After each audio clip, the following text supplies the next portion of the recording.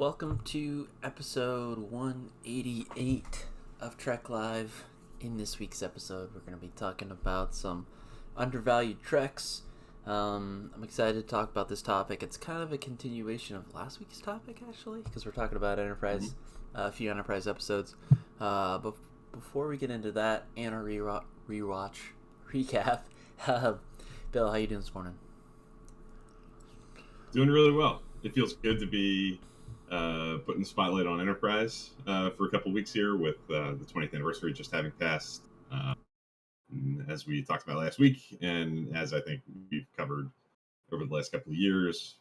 I won't speak for you too much, but I love Enterprise, and I'm always game to talk about it. So, doing really well. Excited to talk about these two episodes. How are you doing? I'm doing good. How's your rewatch going? It's going. I watched since the last time we were here. I've watched 6 episodes. I watched the last 2 of season 6 of Deep Space Nine. So that's The Sound of Her Voice and Tears of the Prophets. Really love Sound of Her Voice. I think that's one of the more, that would be an undervalued episode for my money. I think that's that would sort of fit the bill for this sort of recurring topic we're doing today. Really simple story, really bare bones. It feels like one of those episodes that was done almost out of necessity with limited budget and got to save some money before the finale, but managed to turn it into a pretty special little hour of Star Trek. Very character heavy. Always been a big fan of that one. Tears of the Prophets we've talked about a couple times in the last few weeks, I think, with your season 6 recap. There are things in it I really like. There are things in it that I don't love as much. I'm a little more positive on it as a whole than you are, I think. And then I watched the first 3 of season 7 of Deep Space Nine. So that's Image in the Sand, Shadows and Symbols, and After Image, which is an interesting kind of like low-key start to a season for Deep Space Nine. I feel like these episodes are kind of quiet, especially Image in the Sand and After Image. Very quiet, very character-heavy, melancholy episodes with Sisko, and then Sisko kind of being lost and trying to find himself and get some answers within himself about what he wants to do, where he wants to be, how he wants to handle himself. And then you got Garrick dealing with his claustrophobia and Ezri finding her place, deciding whether she wants to stay or go. Shadows and Symbols, though, I think is awesome. I think that's a really good episode. That's got an A, B, and C plot that are all pretty even-handed. I love Worf, O'Brien, Bashir, and Quark going on a mission on the Klingon bird of prey to sort of honor Jadzia Dax's memory and to sort of sacrifice Worf's kind of thirst for battle to sort of wash down the bitter taste of losing his wife. I love that storyline. The blockade of the like the buildup of the tension with the Romulans. Yeah, there's a lot going on. Yeah, there's a lot going on, and then there's the Sisko going to Tyree with Ezri and his father and son to look for answers, look for the orb of the emissary. So that's a really jam-packed episode with a lot of big things happening, and I really love that. And lastly, I watched Night, the season premiere of season 5 of Voyager. So now I'm back to interlocking shows. For one more season for a while, at least. And we've talked about that here. That was an undervalued episode that we covered not too long ago. So I'll pin it there and say, if you want to hear our thoughts on Night, go into our archive and check out that episode from, say, a couple months ago. What about you? How about your rewatch? For me, I am a little bit behind. I'm not behind, but I need to get going because you're making some really good progress. I've watched 2 episodes this week, Till Death Do Us Part and Strange Bedfellows last night. This is just, I think this is just teeing up some things to come. They've been kind of exploring some questions that we've had probably all season with Worf and Jadzia. I think it's an interesting way to get them to talk finally, to make them go on a mission or not go on a mission, but have a rescue mission, and then it turns into a crash, and then it just kind of proceeds from there. But yeah, there's lots of Right. relationship stuff I think that is kind of getting solved.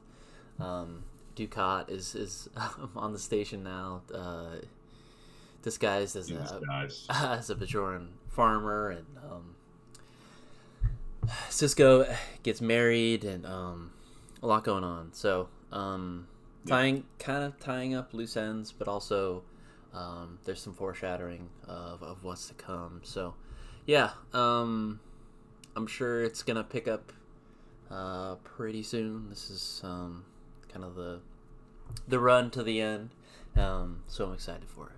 So Yeah, those first few episodes of that run are really interesting. Like you said, I think they're kind of doing two things at once. They're tying some things up and wrapping, starting to build towards some real closure on some things, but they're also introducing new elements that are going to become major factors in that last run of episodes. So while they're wrapping some things, they're introducing others, like the Ducat Kaiwin stuff and some of the stuff with Cisco. I think are big elements that are being introduced and taken away through those early episodes. nice. Yeah. Want to get into it? Yeah, let's jump into it. Well, actually, real quick, we have Rob in the room who mentioned he's rewatching Discovery, getting ready for season 4. He's on season 2, and more importantly, but I'm eager to hear his other half, Grace, is watching Voyager for the first time and just watched Threshold. Nice. And she thought Threshold was strange. I think Threshold is strange too. So I'm right there with her, and that's really awesome. I'd love to hear more, Rob, about your experiences with introducing her to Star Trek for the first time and some of those early experiences. It's pretty special, and that's kind of living the dream as far as I'm concerned. Getting introduced to somebody like that. Interesting choice, though. All those great Voyager episodes, and we go with Threshold. Maybe just. I think they're watching the whole thing. Oh, okay. I think they're nice. Yeah. Okay. They just happen to hit it. Okay. Yeah.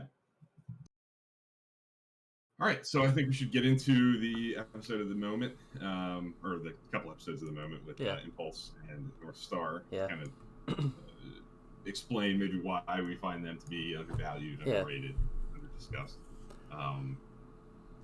Maybe do Impulse first? Yeah, we can do Impulse. Yeah. Okay. This is also kind of like an appropriately themed episode to talk about this month. It's one of we're gonna double back to some Halloween kind of topics here in the next couple of weeks, talking about scary episodes, Star Trek episodes that play on those tropes. But this is certainly one of them, right? This is like the I would say so. Episode. Yeah. But the thing is, for me, is Star Trek doesn't usually do this very often, and so when it does happen, sometimes it's not as successful as something like this. So that's why I feel like it should be highlighted. That it's I think sometimes it can get easily written off as just the zombie episode, but I think there's some great stuff kind of behind the scenes and behind that kind of zombie-esque type of episode. So yeah, that's why that's another reason why I really enjoy this episode. Is there's some stuff and some distrust and some relationship stuff with people's perception of the Vulcans and things like that. So I really do like this episode. Yeah, I agree. I think it's the production elements that highlight the zombie themes and the horror tropes are really successful here, I think, but they're not my favorite thing in the episode. I think there's some really flashy direction, and the lighting and the sort of like flashing strobe lights and the sort of really propulsive visual tone of the episode are really memorable and set it apart. But I think what you kind of just alluded to, the way that it sort of highlights the kind of ongoing struggle to forge a path where humans and Vulcans can trust each other, is what makes the episode really good. I think, T'Pol is still sort of a point of unknown, loyalty, and I mean she made a big step in the Expanse by sticking with the crew and hanging with them. And so this is an episode that I feel like doesn't necessarily highlight as much like Archer's mistrust in Paul. I think we've kind of gotten over a lot of that stuff, but it's bringing out it's the Vulcan side, deep feelings yeah. of the Vulcan side of the resentment and the distrust and how the humans relate to them. Um, some of the old wounds of those early days on the ship, even I think, are kind of coming to the surface, and some of the things that were said to her by the human members of the crew are rearing their ugly heads years later, kind of revealing that they really landed blows on T'Pol. Um, and I like that. And my favorite moment in the episode is the little quiet little scene in the I think they're in like the Vulcan Jeffries tubes with the Mako and T'Pol, where the Mako is kind of confused and assumes the Vulcans have no emotions, and T'Pol goes on the typical Star Trek fan Explaining, defense yeah. what Vulcans are, and yeah, that scene I just love that little moment, and reinforcing that yet again for any person watching the show who might have forgotten or didn't know at that point that the Vulcans very much do have emotions and have very strong emotions that are heavily repressed. And that really lands for me. I think that's a really effective, strong scene. Yeah, and it's kind of just a really simple like, and I feel like oftentimes horror films they're just a really kind of simple rescue mission type of thing. But Yeah, again, I totally echo what you're saying. For me, it's the exploration of the Vulcan side that especially T'Pol and stuff, and yeah, and then it just because I worry sometimes, at least online, I get the sense that it sometimes gets written off as just the zombie episode. Yeah. Which there is some great, I think, horror types of imagery in this for sure. I think it's one of Trek's best like horror type of, like, there's other ones in TOS that I probably wouldn't point to as but definitely feel Halloweeny. But yeah, and not to undersell that kind of aspect of the episode at all. It's just there's some other great stuff too, because I do like the horror stuff, and it's fun, and I don't know, fits the bill for a that type of episode. So I mean, I think that's the reason it's underrated. I mean, I think we're kind of rushing to the end here with the impulse discussion. Is I think you hit the nail on the head. I think it's easy to sort of think about that episode for all the visual bells and whistles of it, the big wound on Archer's face. Like those are the things that I think stand out in people's memory. That like the further away you get from it, you go, oh, impulse. That's the Vulcan zombie one where it's crazy lighting and there's blood and there's guts and it's gory and violent. And you can take or leave those elements depending on your personal tastes. But I think there's more substance to it, and I think my case for it being underrated and undervalued is, if it's been a long time since somebody's explored that episode, gone back to it, I think there's more meat on the bones than just those, visual and style. There's substance to go along with style. I think with playing on building blocks that were laid all the way in the early days at the very beginning of Enterprise with those Vulcan human relations. The other thing that it does that I think a lot of the best episodes of early season 3 do at the beginning of that Cindy arc, in my mind, are the episodes that sort of lay down the stakes and create obstacles and difficulties for this mission. And this adds the layer of to kind of protect yourself from these anomalies and all these things that are going crazy in this region of space. There's this substance that you need, but it has this obvious negative reaction with the Vulcans. It creates a problem with Vulcans. So that's another layer of difficulty and drama injected into this season 3 storyline. And that they have to make compromises and make difficult decisions to keep T'Pol around. And she's there and they value her and she brings a lot to the table, and they need her, so they have to make tough choices about what they can and can't use. And there's a lot here. I think there's a lot of substance to go along with the style. Like I said. Yeah, but similar to Night, maybe is it just these two episodes get written off because they have got that such distinct, like, oh, the one where Janeway's depressed or the one where the zombie episode could that play into maybe why it's underrated sometimes? Well, I definitely think episodic episodes for sure. The episodes that lend themselves to log lines like the one with ... Uh, they lend themselves to being simplified down to like that's the one where something happened. And the further away you get since you watched it, or maybe only saw it one time when it aired, or twice since 2003 when it hit the airwaves, maybe some of the other stuff falls away to memory with all these other episodes that are racking around people's minds. I know it happens to me if I Definitely guilty of that, and it might be the best thing I like about the episode, but yeah, that's just I think part of rewatching Trek is finding those little nuggets and finding those like undervalued moments of the episode. So yeah. So I've really been a big fan of this one. I think we talked about it once before. I think maybe an episode on like shots or images or something we did. There's an image that I know we pointed out when we watched this episode not too long ago on Trek After Dark, our virtual hangout on Discord. Yeah. There's a shot of oh yeah, I forgot Enterprise, approaching the chaotic asteroid field. It's the camera is way up there, and it's so small. Or the Enterprise is so small. It's awesome because I love that. I love that shot because it's so.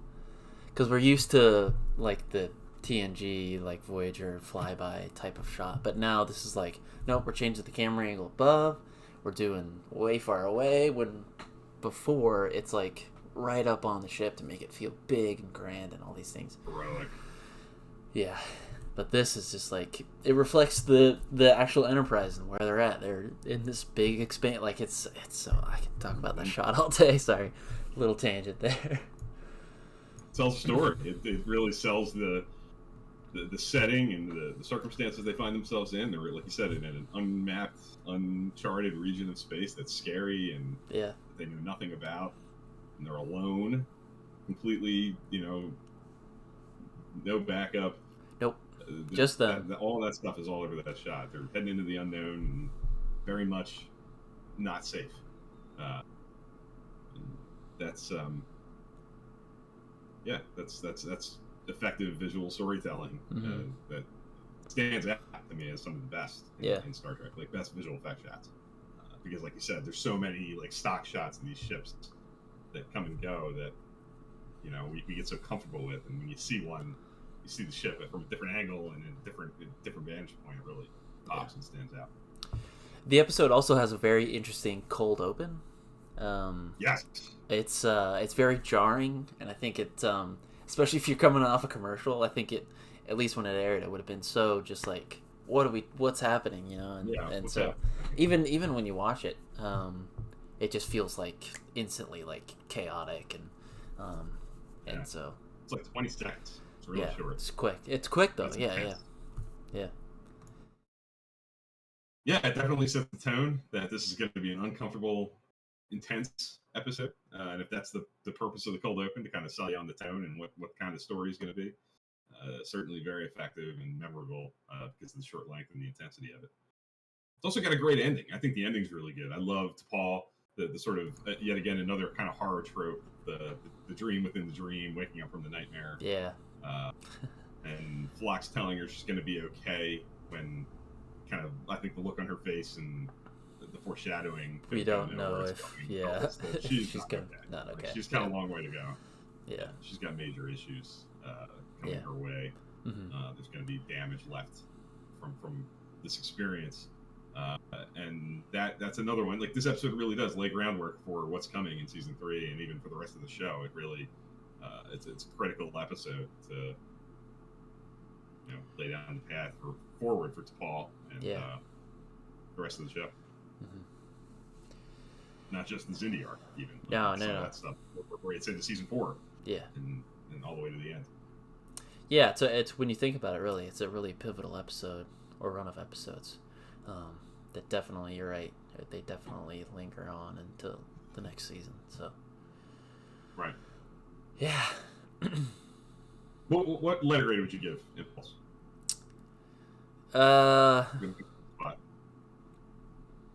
Probably B. B. That's what I'd give it. It's usually right. 84% Good to solid 87%, I think. Yeah, so solid episode. Somewhere in there. Yeah, which Rob mentions the music being really terrifying, setting the mood, good score. Absolutely, couldn't agree more, Rob. That's how you.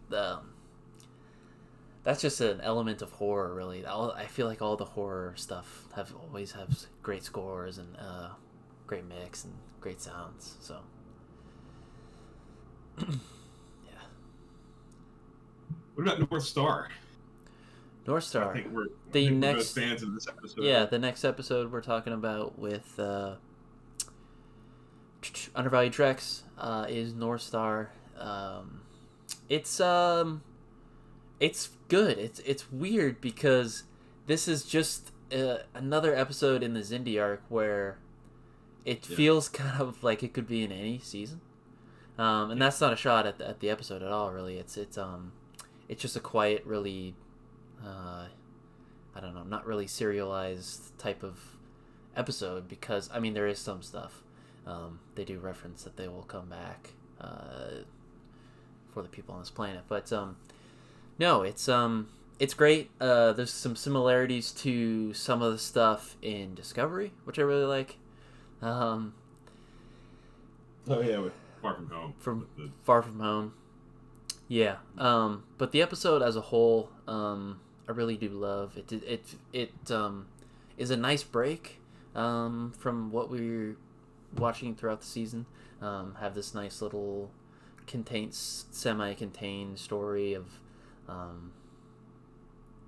another type of Star Trek thing. I don't know. It's always fun when Star Trek comes down and we can dress up and I don't know what I'm saying. Have an away mission that just feels really simple and stuff like that. So, especially in this, I think that's maybe one of the things that this episode maybe got knocked around for a little bit back in the day when it aired was that it felt like a diversion from the Zindi storyline. But now I think maybe that has become almost an asset to it. It's like a breath of fresh air it's like the calm before the storm with, before the Zindi stuff gets really hot and heavy. Yeah. We have this little escapism, little kind of old-fashioned Star Trek episode mixed into the middle there. And I think that the thing that links these two episodes that are very different in every way is that they both completely embrace and lean into, hallmarks of a given genre. Impulse makes no bones about that it is a horror episode of Star Trek. It embraces that horror identity. It uses those visual cues and tropes and flavors unapologetically. And Northstar does the exact same thing for the Western. It completely embraces everything that it's not a fake Western. It's not a Western in concept or in premise, it's shrouded in. They cannonball into the Western genre completely. Yeah. They embrace everything about it. They give the characters the old school costumes and they speak in certain dialects to fit in. Like there's nothing about it that they shy away from, and that's cool to see because that's something Star Trek can do. As we've talked about many times, it's capable of being flexible and forming around these different genres. Mm-hmm. And this is one of the few episodes of Star Trek that so heavily embraces the Western ideas. I think a lot of episodes dab their toe in the water with things in the premise, things in the story that feel Western inspired. But this is one of the handful that really gets into the world of the Western. Yeah. But for me, mentions. Go ahead. I'm sorry. But for me, it's Finish your thought. it's similar to what we were just talking about. It's it maybe can get written off as the Western Yeah. Star Trek episode. But I think again, this is a true mark of a Star Trek episode is some great moral types of arguments and explorations, Yeah. and I think that has that here. So yeah, that was my call. Quick thought.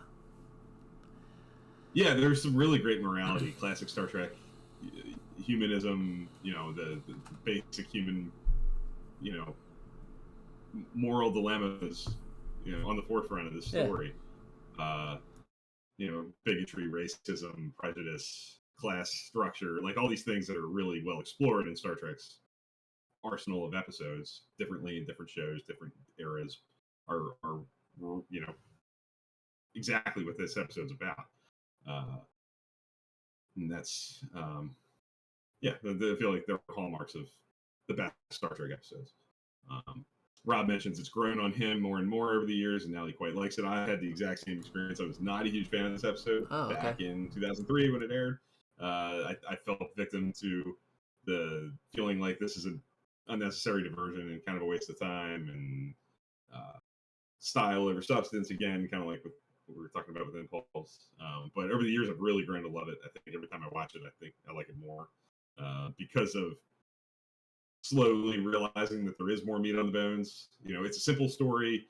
It's the morality questions at hand are straightforward and not we're not talking about like the drumhead here, getting into some more nitty gritty Heavy, yeah. meaty stuff, specific stuff. But this is it's well pitched and it's simple, but it does its job really well. And Rob also mentions it feels kind of like 37s with the story of humans from old times being plucked away from Earth and deposited, which is on such an planet. old sci-fi trope, right? Yeah, it is definitely. That's a well explored premise, and I think that's kind of what maybe even bothered me back in the day too. I felt like it was kind of a recycled premise and not much fresh here. But there's a certain comfort value, comfort level to it that has kind of again grown on me over the years. I love the guest cast. Glenn Morshower, who's like a big character actor on TV. He's the man. 24. Yeah. He's always really good. He plays the sheriff, and he's really strong in this episode. Yeah. A good diverse range of guests, not diverse in that way, but like a good stable of guest actors. With good characters, I think. With the sheriff's deputy, who's not a nice guy at all, and the teacher, who Archer befriends. Good characters played by good actors as well.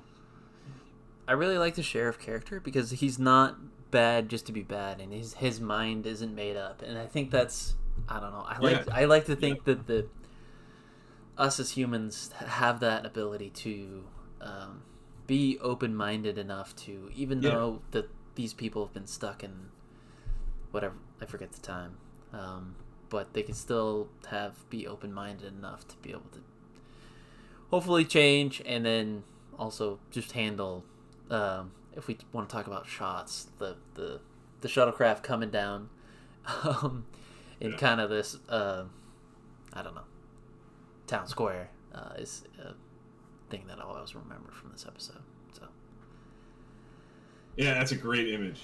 The shuttle pod landing and the kind of quintessential Enterprise hero shot of Archer, T'Pol, and Reed stepping out of the pod in their full, for the first time in that episode, Enterprise, attire, which really is, I think because of the way that the episode is shot with that really saturated, sunlight-soaked vibe, and the fact that they are, particularly Archer and T'Pol, through so much of the episode in that Western attire and look, designed to look conspicuous with the natives on this planet. when they step out of that shuttle and they're in their uniform and their typical selves, it really is like visually jarring, and it's a good. I said it's a good heroic moment with our characters kind of emerging for the first time in the episode. Yeah. Yeah, it's a good one. I really like. Again, kind of similar to Impulse. This is another one with a lot of style, a lot of ambitious direction and cinematography. There's a lot of handheld camera. There's really unusual lighting. You know, we talk a lot about these '90s era Star Trek shows being kind of conservative in their visual presentation. You know, there's not a ton of handheld camera. There's not a ton of this sort of saturated, you know, lighting. Every once in a while in TNG, you'll get a little bit of it on a planet, but this one really embraces it and spends a lot of time, you know, using that. So Impulse and Northstar both kind of stand out to me because of how much they embrace being different visually, and among episodes, surrounded by episodes and series that tend to be more conservative on that front, for better or worse. And in my opinion, a lot of times for the better. I think that some of those tendencies have helped those shows not age as quickly. From that standpoint, they're not as rooted in visual techniques that are of a time. Yeah. That you know, become out of vogue in time and become dated because of it. I think that's helped those shows kind of stay timeless. But these episodes break out of that mold a little bit and breathe some fresh life into these shows, or into Enterprise, really, at this point in the show. Yeah, and it's got a great story element too. It's like the story element doesn't get lost in all those, like, it's definitely there in those production elements and stuff. And I think that's maybe what keeps our memory of the episode. But I think the story element doesn't get lost in it, because they can easily, especially on these types of episodes where there is a lot of production elements, some great production elements, especially in Northstar. I love the Western get up and the hats and the horses and the horses. The town is straight out of a Western, but no, the story elements and then again the moral type of decision they have to make at the end, I think just strengthens up this already great episode. So agreed. Yeah. That's the reason I think these are undervalued, and we're talking about them today, is that they have the combination of, I think both of these episodes bring that combination of, you know, unique style. You know, they stand out visually, very unique. But they're not empty shells that are just, you know, flashy but empty. It's outings. There's some meat. Yeah, it's not like, look what we can do, but there's nothing behind it. Like, it's and I think that's just a mark of maybe an undervalued episode. Definitely. Yeah. Absolutely. Yeah. What would you give Northstar on a letter grade? Kind of a. I'd probably say maybe the same thing. Maybe B-. Maybe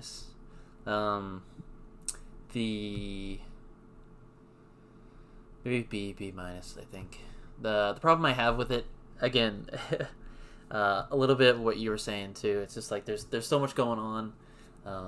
It's interesting that we come and, but that's not the, I guess, mark of the. I would say B. For me, for my money, the sheriff's, I guess they need him though. I mean, the sheriff's deputy is kind of just bad to be bad, but they need that to kind of make that moral, kind of, I don't know, typical Star Trek moral. Because unnecessary evil. But right. You need somebody to embody that. Yeah. And he does. But you're right. I mean, the risk of that is the feeling of one-dimensionality and mustache twirling, I guess we kind of like to say. Yeah. And at times he definitely does.